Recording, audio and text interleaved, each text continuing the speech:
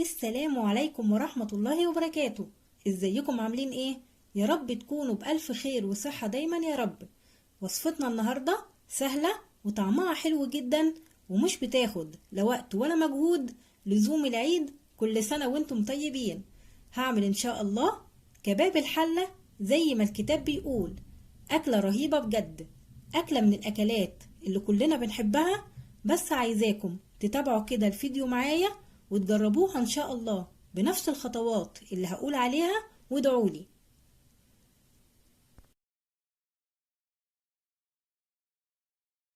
عشان احضر كباب الحلة هحتاج نص كيلو لحمة، اي نوعية لحمة انت بتحبيها، ضاني او اي نوع تاني براحتك.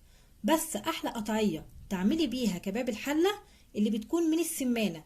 هتجيبيها وتقطعيها مكعبات متوسطة الحجم. نص كيلو بصل متقطع خشن، كمية البصل قد كمية اللحمة. يعني لو هتعملي كيلو لحمة هتحطي قصاده كيلو بصل.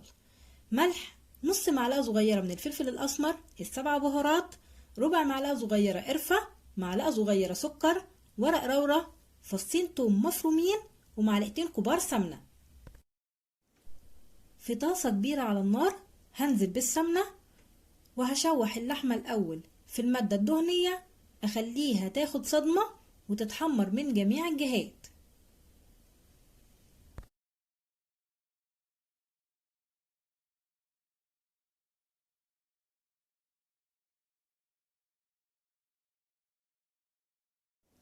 هضيف كمية البصل مع التقليب. كل البصل ده هيدبل بس هيدي صوص للحمة روعة.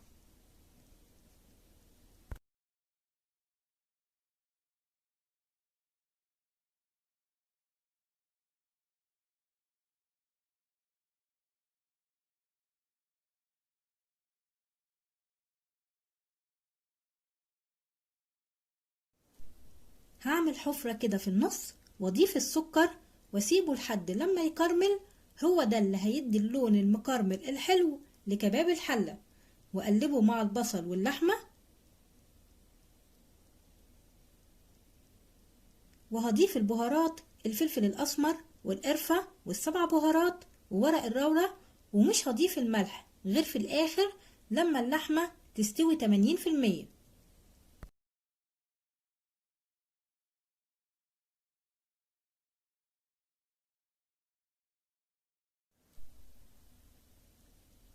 وهضيف الثوم المفروم وهغطي عليه وهسيب اللحمة لحد لما تنزل ميتها هي والبصل وترجع تشربها تاني. هنحضر معانا مية مغلية علشان نضيفها على اللحمة، تقريبا نص رتل.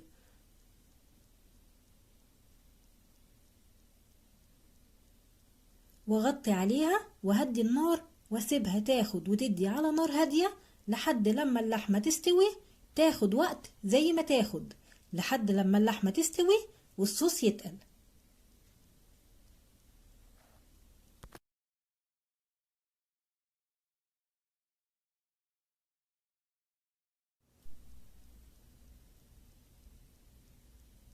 هنا كانت خلاص اللحمة دخلت في السوا.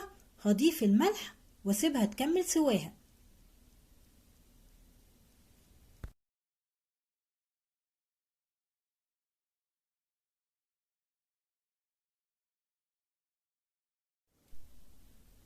اللحمة استوت، هشيل منها ورق اللورا وهقدمها في طبق التقديم وهزينها برشة من البقدونس المفروم.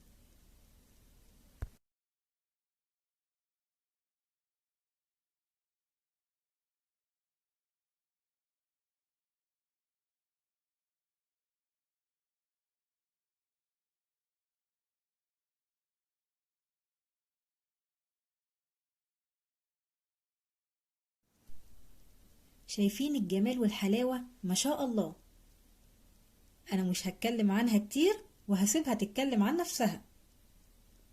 اللحمة مستوية ودايبة خالص، ولا الصوص بتاعها خطير بجد.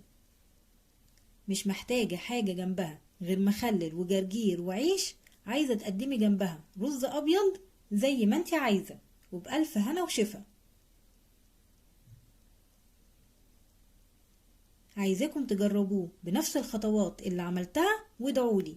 كده وصفتنا النهاردة خلصت. يا رب يكون الفيديو عجبكم، وما تنسونيش بالله عليكم باللايك والاشتراك في القناة وتفعيل زر الجرس علشان يوصل لكم مني كل جديد بقدمه.